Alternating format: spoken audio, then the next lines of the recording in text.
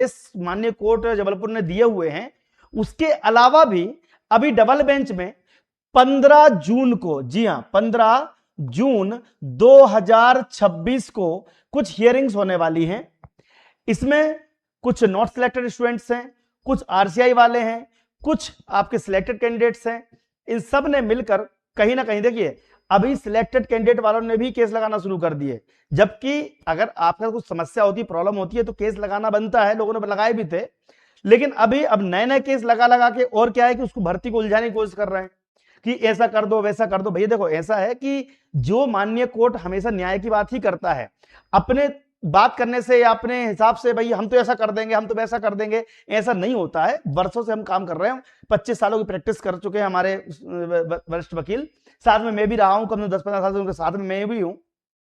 जो काम हो सकता है, जिसमें जीत की उम्मीद रहती है, वो करने की आवश्यकता है। अदरवाइज वकीलों का काम क्या है, आओ पैसे दो, तुम तो केस लगा दो, कुछ भी चीज आओ पैसे दो केस लगा दो। मैंने कई बार बोला है आपसे कि ऐसा कितनी बार हो चुका है कि बस आओ केस लगाओ, आओ केस लगाओ, बस केस लगाने से थोड़ी फर्क पड़ता है भाई। वास्तविकता सच के लिए लगाओ, समझ में आता है। इसके अलावा आप किसी भी वकील के पास चले जाओ, वो तो और ज्ञान देगा, एक काम करो ऐसा करके केस लगा दो, ये काम ऐसा कर दो, हम तुम्हारा तो ये कर देंगे, तुम्हारी कल ज्वाइनिंग करवा देंगे।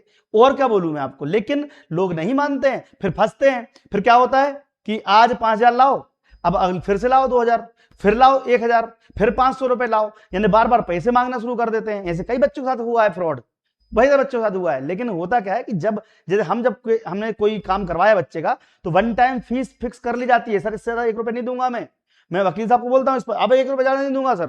जितना बच्चे ने एक बार दे दिया, 3,500, 4,000, 5,000 जो भी दे दिया, 3,500 रुपए दे दिया, 3,000 रुपए दे दिया, उसके बाद 1 रुपए नहीं मांगोगे आप। अगर मांगोगे तो फिर गलत बात है, ये नहीं होना चाहिए। लेकिन कुछ बच्चे क्या होता है, बहक जाते हैं, फिर वकील के पास पहुंचते हैं, वकील को पैसा पहले दिए भैया 15,000 दिए, फिर 25,000 दिए, 75,000 दिए, लाखों रुपए दिए, और फिर बाद में वो हिसाब किताब नहीं। और फिर क्या होता है कि अब और पैसे चाहिए, मतलब हर सुनवाई पैसे चाहिए। मतलब क्या है ये, इससे नुकसान बच्चे का ही होता है। तो अपने जितनी बार भी बच्चों की हेल्प करिए, वो वास्तव में हेल्प इसलिए करिए कि आप बड़ी फीस से के बजाय कम फीस में आपका काम हो जाए। ये हुआ था। अब मैं आपको एक दिखाता हूं, ये देखिए, आप एक क्वेश्चन के जवाब देते हैं। एक मिनट, सारे क्वेश्चन जवाब दूंगा मैं, टेंशन मत लीजिए आप लोग। अब कोई भी कोर्ट केस लाने की आवश्यकता है। ज्वाइनिंग के लिए सिलेक्टेड छात्र कब भोपाल चले। अब देखो मजे, क्वेश्चन आ रहा है कि ज्वाइनिंग कब तक होगी। तो देखो, जिस प्रकार से, सबसे ध्यान रखना ये संभावित है, जिस प्रकार से डीपीआई और विभाग काम कर रहा है, अगर डबल बेंच का फैसला 15 जून को, कब 15 जून को किसी एक के फेवर में भी आता है, किसी एक के फेवर में आता है, लटकना नहीं चाहिए सुनवाई। एक्चुअली होता क्या है कि कुछ लोग जबरदस्ती सुनवाई लटकाए जाते हैं, वो गलत है। हमारे वकील क्या करते थे भाई, 3 महीने में सब सलटा देते, 2 महीने में सब खत्म। लेकिन अगर सुनवाई नहीं टली और किसी भी पक्ष में फैसला आया, तो आपकी ज्वाइनिंग जो है वो अगस्त तक हो सकती है, अगस्त 2026 तक हो सकती है। क्योंकि रिजल्ट रिवाइज करने के लिए 1 महीने का समय मिनिमम लगने वाला है, जो कि ऑलरेडी माननीय हाईकोर्ट दे चुका है। और रिजल्ट रिवाइज जब होगा तो कितने नंबर तक के सिलेक्ट हो जाएंगे, ये मैं आपको इसी वीडियो में बताऊंगा।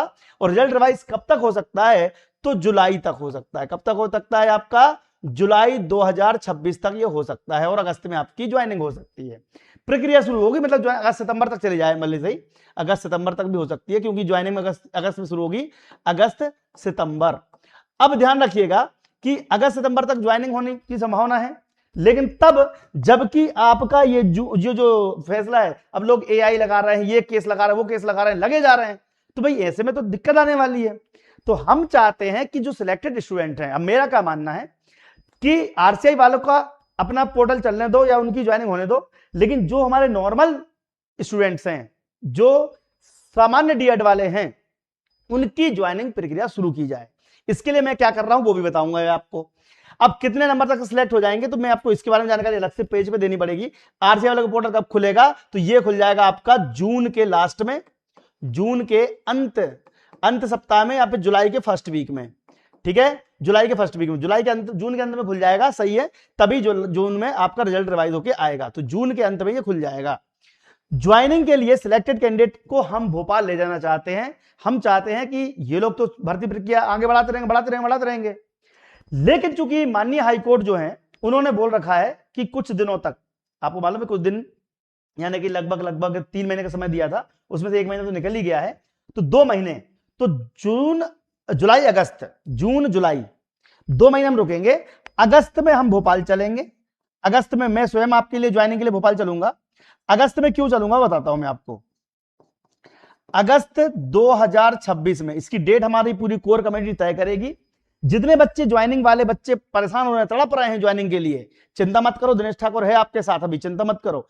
देखो क्या है, जो कानूनी दांवपेच प्रक्रियाएं लगाई जा रही हैं वो ठीक है, वो तो लोग कर रहे हैं परेशान, लेकिन अपन नहीं करेंगे, कोई और करेगा। मैंने पहले भी आपसे बोला था, अब जबलपुर में कितने हजारों केस लगते हैं, तो उसके लिए कौन जिम्मेदार? लेकिन जिसके साथ अन्याय होगा वो लड़ेगा, चाहे वो आपके साथ होता, आप लड़ते, कोई और लड़ रहा है, लेकिन जो होना था वो हो गया, सारी चीज सॉर्ट आउट हो चुकी है, मेरे को सब मालूम है। तो अब ज्वाइनिंग क्यों नहीं दे रहे हो? माननीय हाईकोर्ट ने जुलाई अगस्त जून जुलाई तक रिजल्ट रिवाइज करने का बोल दिया है, वो हो जाना चाहिए। उसके बाद भी अगर नहीं होता है तो मैं आपके साथ चलता हूं। दूसरी बात, अगस्त में हम इसलिए चलना चाहते हैं कि इनकी मई जून जुलाई 3 महीने में मियाद खत्म हो जाएगी, उसके बाद हमारे बच्चों को ज्वाइनिंग मिलनी चाहिए। तो जितने बच्चे चाहते हैं, अब मैं आपको 2 नंबर देने वाला हूं कि जो बच्चे चाहते हैं कि सिलेक्टेड कैंडिडेट वाले, सिलेक्टेड स्टूडेंट जो हैं जो चाहते हैं कि भोपाल चलें, वो एक नंबर दे रहा हूं 9522898892। इस नंबर पर क्या लिखोगे? सिलेक्टेड डीवी ये लिख देना आप। वर्ग 3 चाहो तो वर्ग 3 लिख दो, नहीं लिखना तो कोई बात नहीं। इस पर आप मैसेज कर देना, तो हम आप ग्रुप बना रहे हैं ताकि हम सब भोपाल चल सकें आपकी ज्वाइनिंग के लिए। हम बहुत परेशान हो चुके हैं भैया, हमें अब चलना है। हमने 1-2 ग्रुप बना लिए ऑलरेडी, अब हम और बना रहे हैं ताकि बच्चे एक साथ जुड़ सके और हम भोपाल चल सकें ताकि आपकी ज्वाइनिंग हो सके। इसके अलावा अभी अन्य भर्ती परीक्षाओं में एमपी जीके कंपलसरी कर दिया गया है, तो 10 तारीख कल है, तो 10 तारीख से मैं एमपी जीके पढ़ाने वाला हूं। तो 8319765162, तो जो हमारे बच्चे हैं वो एमपी जीके दिनेश सर लिख के भेज देना, क्योंकि हम चाहते हैं कि आगामी समय में आप और बड़ी परीक्षाएं दोगे या फिर नई परीक्षाएं जो आएंगी उसमें एमपी जीके जुड़ जाएगा। तो ये नंबर पर 8319765162 पर MP GK by Dinesh sir लिख के भेज देना, ताकि हम एमपी जीके वाली क्लास में आपको जोड़ दें और हम आपका सिलेक्शन के लिए जिम्मेदार हैं, हम करवाएंगे। जैसे इस बार हमारे करीब मतलब ये मान चलो कि जो स्टूडेंट्स हैं ना, तुम्हारे जितने लोग लाइव देखते हैं, उसमें से बहुत सारे बच्चे ऐसे होंगे जो हमारी क्लासेस पढ़ पढ़ के पास हो गए, ऑनलाइन वीडियो पे फ्री क्लास में ही, उनको जरूरत ही नहीं पड़ी पेड कोर्स लेने की। बट पेड कोर्स भी है कितने का? 400-500 रुपए का तो है, वो भी ले सकते हो। तो ये बात हो गई। तो सिलेक्टेड कैंडिडेट वाले चलेंगे। अब आपको जवाब देना शुरू करता हूं मैं एक एक करके। सबसे बड़ा जवाब है कितने कम नंबर वाले सिलेक्ट हो जाएंगे, इस पर क्वेश्चन बच्चों का बार बार आ रहा है। अब देखना, जो गणित लगाया गया है वो लगाया गया है 800 से 950 स्टूडेंट जो हैं, ये वो हैं स्टूडेंट जो हैं, हाँ वो देखना पड़ेगी याद मेरे को। 800 से 950 स्टूडेंट,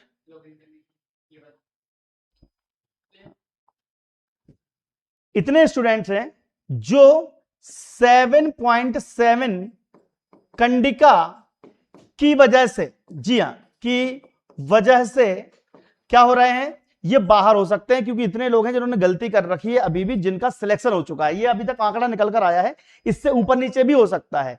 लेकिन मैंने इतने दिन तक वीडियो क्यों नहीं बनाया? कई सारे बच्चे सोच रहे होंगे सर आपने बोला था कि सर 1 महीने पहले, 15-20 दिन पहले कि आप वीडियो बना देंगे। चूंकि हमें आंकड़ा स्पष्ट अभी भी हमने बड़ी मुश्किल से निकाला है, ग्रुप से, बच्चों से और कहां से, क्योंकि इसकी एग्जैक्ट जानकारी पोर्टल पे भी नहीं मिलेगी, डीपीआई वाले पास भी नहीं मिलेगी। क्यों? क्योंकि जितने बच्चे सिलेक्टेड हैं उनने आरसीआई बोनस ले रखा है, आरसीआई बोनस ले रखा है ऑलरेडी। अब उनमें से कितने सिलेक्टेड हैं, तो जो हमने ग्रुप से निकाल के, इधर उधर से इंफॉर्मेशन निकाल के हमने निकाली, तो पता चला कि लगभग 800 से 950 स्टूडेंट जो हैं ये आरसीआई बोनस के चलते बाहर हो सकते हैं। अब होगा रिजल्ट रिवाइज। तो मैंने आपको एक दिन एक डायग्राम बना के दिखाया था, जिसमें जो अभी आपकी लिस्ट आई है उसमें हम मानते हैं कि ये वो वाले कैंडिडेट हैं जो वास्तव में सिलेक्ट हैं,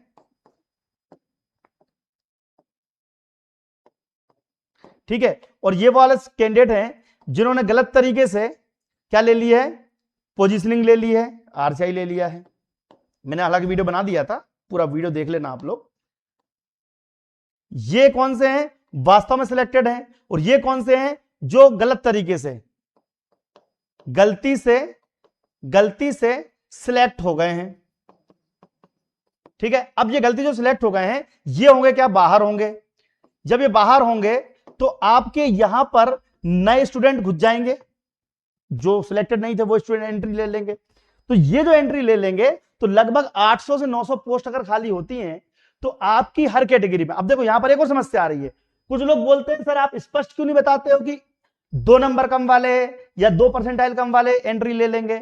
वो इसलिए नहीं बता सकते कि कितने बच्चे एससी के हैं गलती से सिलेक्टेड, कितने बच्चे एसटी के हैं, कितने ओबीसी के हैं, कितने अनरिजर्व के हैं। ये तो कोई पता ही नहीं लगा पा रहा, ये पता नहीं लगा पा रहा कि कितने एससी के, एसटी के, ओबीसी के हैं।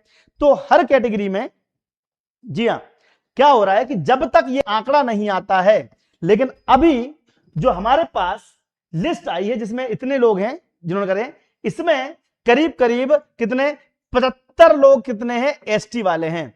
इसमें करीब 108 लोग ऐसे हैं जो यूआर वाले हैं। इसमें करीब 128 लोग ऐसे हैं जो एसटी वाले हैं, एससी वाले हैं। और ओबीसी वाले करीब 300 बच्चे, 300 प्लस बच्चे ओबीसी वाले हैं। ठीक है, ऐसे ही और भी कुछ स्टूडेंट है जिनमें शंका समाधान नहीं हो पा रहा है, तो उनसे पूछा गया, सर्वे किया गया, तो पता चला कि लगभग इतनी पोस्ट अलग अलग कैटेगरी में अलग होंगी, खाली होंगी। तो यहां पर आप ये नहीं बोल सकते कि एससी में कितना कट ऑफ कम जाएगा, ओबीसी में कितना जाएगा। अब समझना ध्यान से, ओके लगा देना समझ में आ जाए तो। एससी में जितनी सीटें खाली होंगी उसके अनुसार कट ऑफ गिरेगा, ओबीसी में जितनी खाली होंगी उसके अनुसार ओबीसी का कट ऑफ गिरेगा। तो हर कैटेगरी में अभी भी संभावना है 3% से 4 परसेंटाइल, अब देखो परसेंट नहीं लिखते हैं, 3 से 4 परसेंटाइल, ध्यान रखना परसेंटाइल इतना कम हो सकता है अगर ये सारे के सारे बच्चे, ये 950 सीटें खाली होती हैं तो। ये है गणित। कई बच्चे सोचते हैं सर डायरेक्ट दे दो, इतने कम में नंबर सिलेक्ट हो जाएगा, इतने कम में। नहीं बता सकते, इसलिए बता सकते हैं क्योंकि कितने लोग का फैसला क्या आता है अभी जवानी कोर्ट का। जब रिजल्ट रिवाइज होगा तो 3 से 4 परसेंटाइल वाले तक के बच्चे जो हैं वो सिलेक्ट हो सकते हैं कम में। अब इससे भी ज्यादा चाहिए आपको तो पदवृद्धि में आ जाओ भाई। देखो जो बच्चे नॉट सिलेक्टेड हैं पदवृद्धि में हम इसलिए मांग कर रहे हैं 25-25 हजार की, क्योंकि पदवृद्धि अगर हम करते हैं तो इससे आपका 20 से 30%